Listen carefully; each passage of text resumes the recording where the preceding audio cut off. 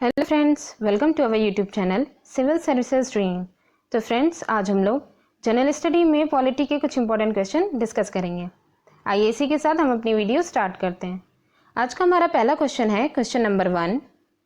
निम्नलिखित में कौन कौन से विषय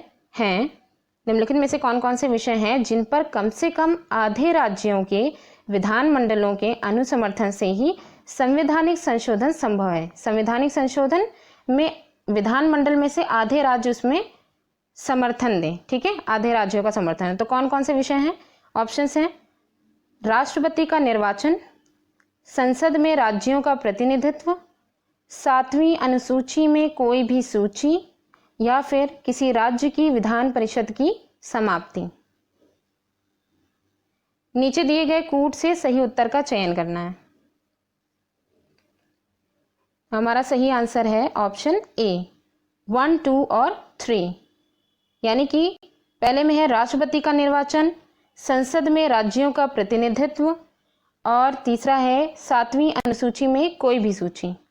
ठीक है, इन तीनों विषयों के आधार पर कम से कम आधे राज्य जो है वो विधानमंडल में, आधे राज्यों के विधानमंडल में अनुसमर्थन से संवैधानिक संशोधन संभव होगा।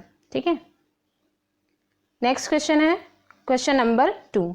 क्वेश्चन नंबर 2 में है मूल अधिकारों से संबंधित मामला निम्नलिखित में से कौन सा है? ऑप्शंस हैं गोलकनाथ बनाम पंजाब राज्य 1967,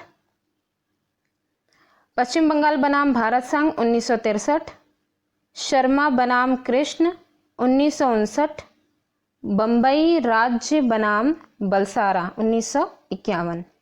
तो कौन सा मूल अधिकारों से संबंधित मामला है? हमारा सही आंसर है ऑप्शन ए गोलकनाथ बनाम पंजाब राज्य 1967।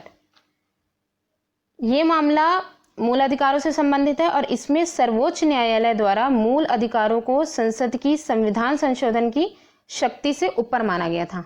ठीक है, संविधान संशोधन की जो शक्ति है उससे ऊपर माना गया है किसको? मौलिक अधिकारों को, मूल अधिकारों को। Next question, question number 3।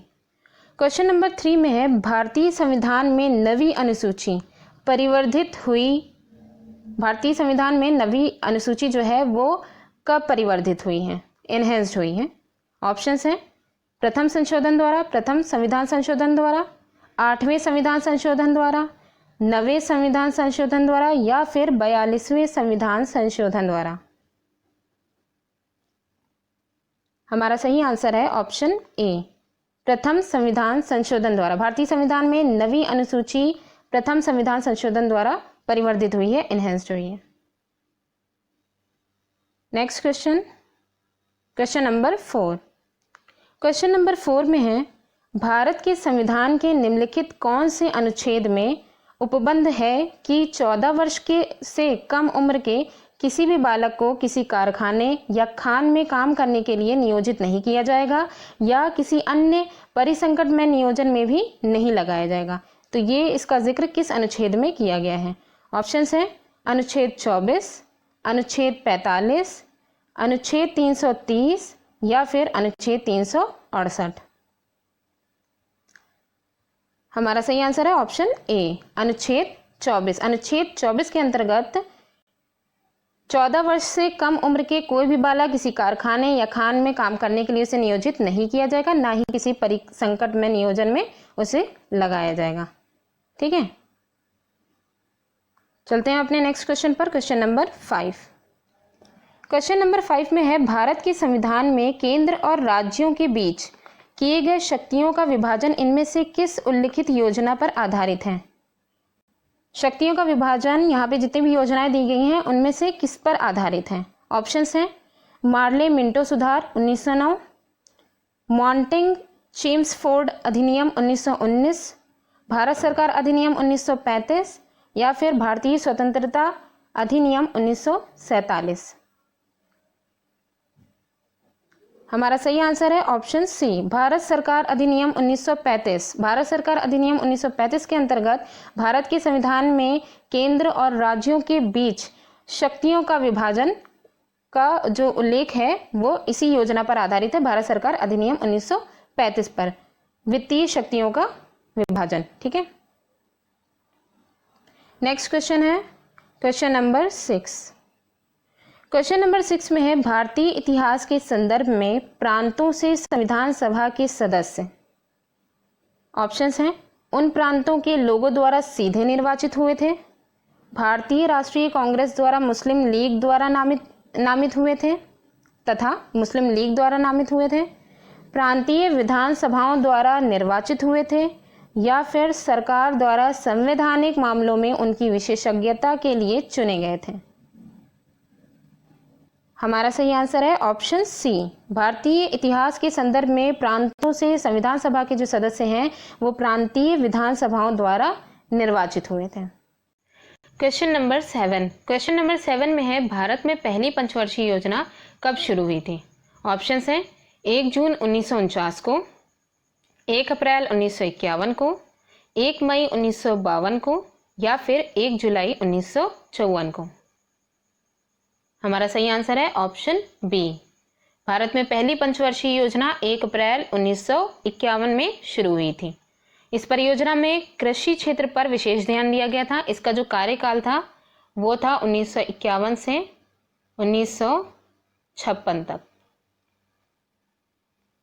Next question है क्वेश्चन नंबर 8। क्वेश्चन नंबर 8 में है निम्नलिखित में से किस अधिकार को डॉक्टर भीमराव अंबेडकर ने संविधान का हृदय और आत्मा कहा था। ऑप्शंस हैं, धार्मिक स्वतंत्रता का अधिकार, समानता का अधिकार, संवैधानिक उपचारों का अधिकार, या फिर शोषण के विरुद्ध अधिकार। सही तो क्वेश्चन नंबर 8 का सही आंसर है ऑप्शन सी, संवैधानिक उपचारों का अधिकार। संवैधानिक उपचारों के अधिकार के अंतर्गत भारतीय संविधान द्वारा सर्वोच्च न्यायालय, सुप्रीम कोर्ट और उच्च न्यायालय, हाई कोर्ट को अधिकारों की रक्षा, मौलिक अधिकारों की रक्षा करने के लिए निर्देश तथा आदेश जारी करने का अधिकार है। ठीक है, इस संवैधानिक उपचारों के अधिकार के अंतर्गत। नेक्स्ट क्वेश्चन है क्वेश्चन नंबर 9। क्वेश्चन नंबर 9 में है निम्नलिखित में से कौन से राष्ट्रपति निर्विरोध चुने गए थे।